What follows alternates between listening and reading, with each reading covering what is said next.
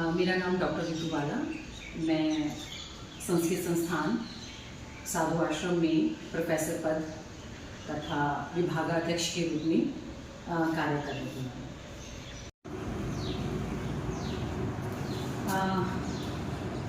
ये जो आप कमरा देख रहे हैं आचार्य विश्वबंधु जी का कमरा है और आचार्य विश्वबंधु जी यहाँ अपना जीवन का कीमती समय यहाँ व्यतीत करते थे। कीमती समय जैसे अध्ययन अध्यापन का कार्य यहाँ पर किया करते थे। आचार्य विश्वबंधु जी का एक स्वभाव था कि वह ज़्यादा किसी से बातें नहीं किया करते थे।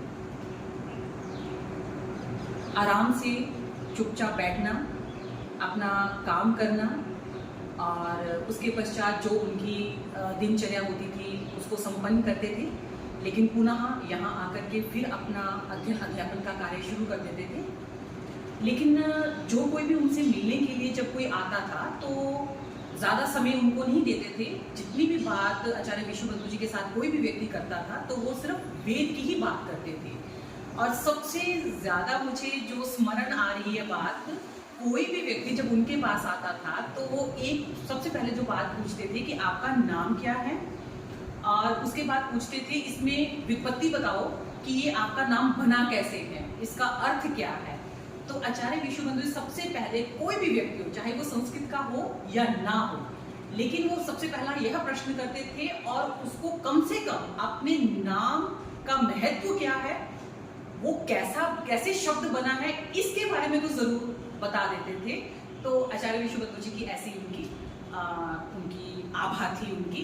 तो हम तो यही चाहेंगे कि इस संस्थान में और हमारे ऊपर हमेशा आचार्य विश्वबंधु जी का आशीर्वाद बना रहे और वेद के प्रचार प्रसार में हम हमेशा अग्रसर रहें। मैम, आप कुछ आचार्य विश्वबंधु जी के प्रारंभिक जीवन और व्यक्तित्व के बारे में कुछ बताना चाहेंगे? जैसे कि वह किस प्रकार के व्यक्ति थे, क्या उनका पूरा जीवन विद्वतापूर्ण था या वो समाज और साधारण जनों से जुड़े रहते थे? आचार्य विश्वबंधु जी इस संस्थान की एक ऐसी दिव्य आत्मा रही हैं कि जिनको सभी लोग महसूस करते हैं। आचार्य विश्वबंधु जी को मैंने कभी प्रत्यक्ष रूप से नहीं देखा, लेकिन मैंने उनके बारे में जो मेरे पूर्व अध्यापक वृंद रहे हैं उनसे बहुत कुछ सुना है उनके बारे में। आचार्य विश्वबंधु जी वैदिक विद्वान थे, वेद को उनका जीवन समर्पित था। आचार्य विश्वबंधु जी से पहले स्वामी नित्यानंद जी और स्वामी विश्वेशानंद जी दो वैदिक विद्वान हुए हैं।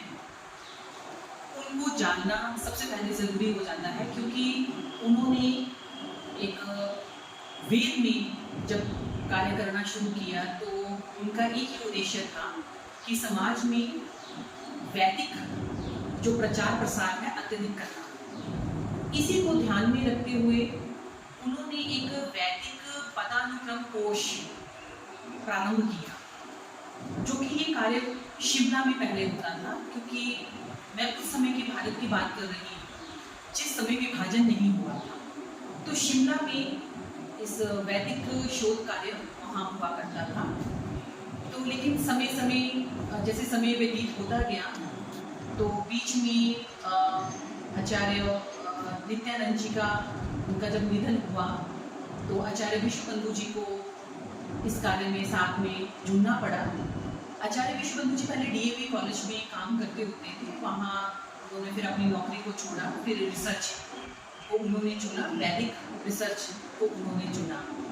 तो इस तरह से उनकी यात्रा वैदिक जो कोश है उसको बनाने में प्रारंभ हुई।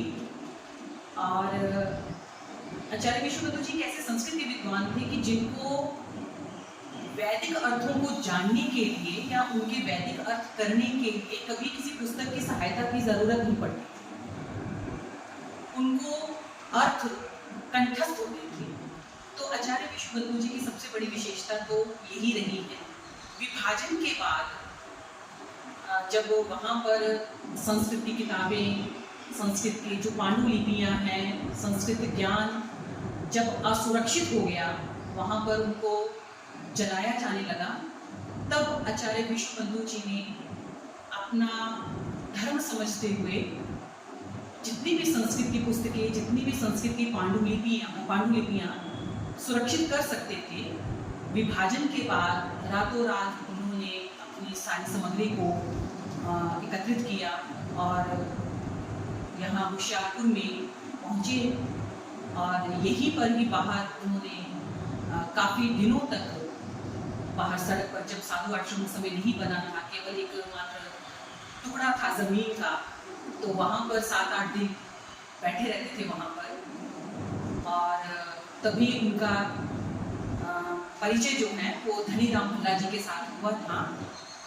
और कम बोलते थे, लेकिन जितना भी बोलते थे नपातुला बोलते थे, वेद से जुड़े हुए थे तो वेद की ही बात करते थे।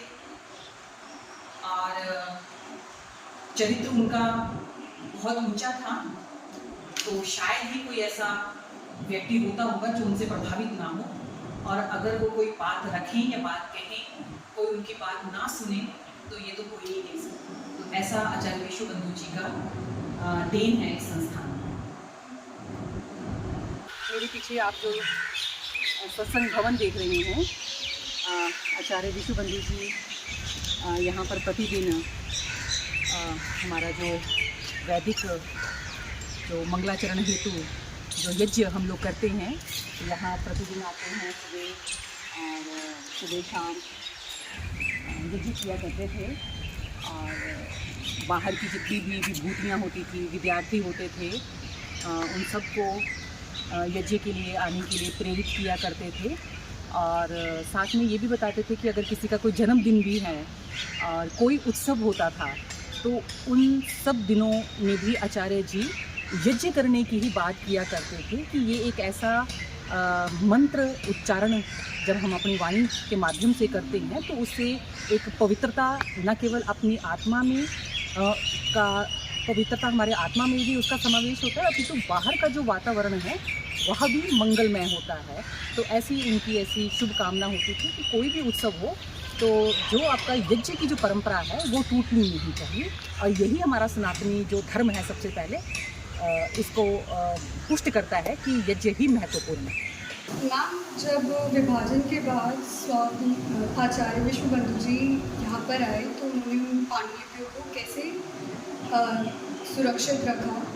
तो सबसे पहले तो उन्होंने जब धनीराम भल्ला जी से मिले, उन्होंने संस्कृत को आगे बढ़ाने की बात जब की, वेदों को पंजाब की धरती पर आगे बढ़ाने की बात की, तो धनीराम भल्ला जी ने उनके प्रस्ताव को स्वीकार किया और ये पूरी की पूरी साधु आश्रम की जो ज़मीन है उन्होंने उनको संस्कृत के लिए दे दी कि आप यहाँ पर संस्कृत का कार्य कर सकते हैं। तो आचार्य विश्वबंधु जी ने यहाँ पर धीरे धीरे जो शहर के प्रतिष्ठित जो बड़े लोग थे उनके साथ संपर्क किया, और संपर्क करने के पश्चात धीरे धीरे कुछ उन्होंने बनाना शुरू किया, बिल्डिंग्स बनानी, यहाँ पर उन्होंने इमारतें बनानी शुरू की और संस्कृत का प्रचार प्रसार करना शुरू किया। पांडुलिपियाँ जब वो लाहौर से, क्योंकि आचार्य विश्वबंधु जी शिमला में, लाहौर में जब काम करते थे तो डीएवी कॉलेज में वहाँ बहुत संख्या में पांडुलिपियाँ थी।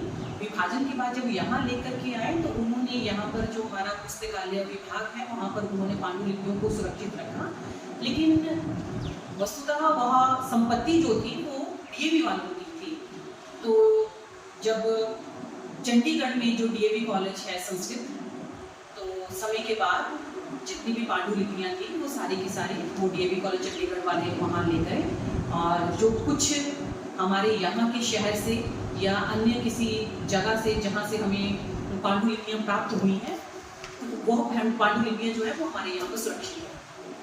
लेकिन हमने उसकी फोटो कॉपी करके, आचार्य विश्वबंधु जी ने उनकी पांडुलिपियों की फोटो कॉपी करके अपने यहाँ पर एक अपने संग्रह में उन्होंने अवश्य उसको रख लिया।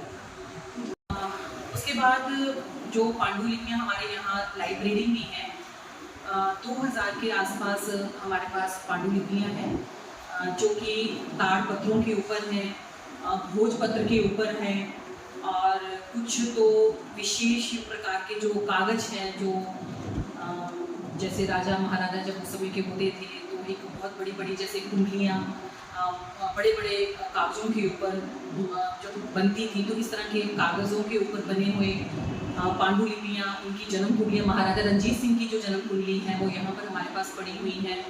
और पहले एक समय ऐसा होता था कि घोड़ों के ऊपर बड़ा काम किया जाता था, कि घोड़ों की नस्लों के ऊपर बड़ा काम किया जाता था कि कौन सा घोड़ा किस नस्ल का है, उसकी आपको पहचान कैसे करनी है, उसका कद कैसा होता है।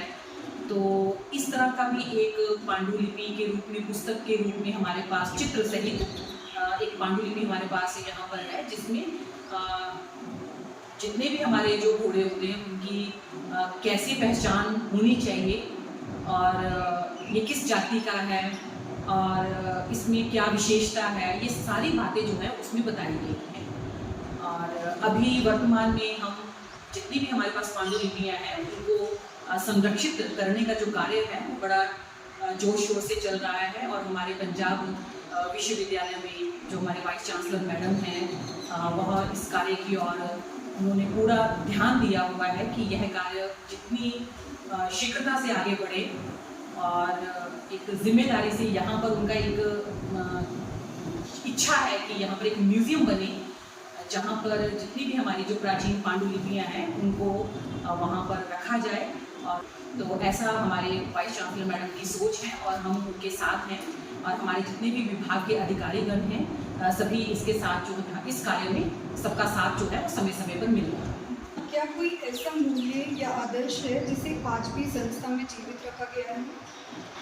आचार्य विश्वबंधु जी का सबसे पहला तो एक यही उनके जीवन का आदर्श होता था कि वेद पढ़ने का अधिकारी सभी हैं। वेद पढ़ने में कोई लिंग भेद नहीं है। और पंजाब की धरती में क्योंकि स्वयं यहाँ पर आचार्य विश्वबंधु जी आए, यहाँ पर उन्होंने वेदों के ऊपर काम किया, तो उनका यही एक मैसेज है कि पंजाब से कभी भी वेद जो है उसकी जो पढ़ाई है, उसका जो शिक्षण है वो कभी भी समाप्त नहीं होना चाहिए। पंजाब में वेद हमेशा ही जिंदा रहना चाहिए। ये उनकी सबसे बड़ी शिक्षा है जिसको आज मुझे लगता है कि सभी को याद रखना चाहिए। यदि आज कोई युवा छात्र पहली बार इस परिसर में आए तो आप क्या चाहेंगे कि वह आचार्य के बारे में क्या महसूस करें? आचार्य विश्वबंधु जी में दो तीन बातें उनमें बड़ी प्रखर थी उनमें, जो कि उनके चरित्र का निर्माण कर रही थी। एक तो वेद को सबसे आगे रखते थे कि वेद प्रत्येक व्यक्ति को पढ़ना ही पढ़ना है। दूसरा, समय के बहुत पाबंद थे। उनकी एक दिनचर्या होती थी, निश्चित दिनचर्या होती थी, नियमित दिनचर्या होती थी कि उस समय उन्होंने उस काम को करना ही करना होता था।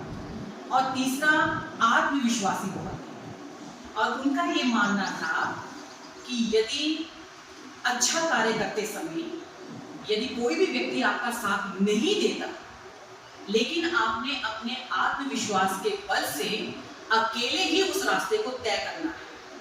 और एक समय ऐसा आएगा कि जब आपके साथ धीरे धीरे सब लोग जुड़ना शुरू हो जाएंगे। तो यह आचार्य विश्वबंधु जी का संदेश है जो कि सभी विद्यार्थियों को याद रखना चाहिए।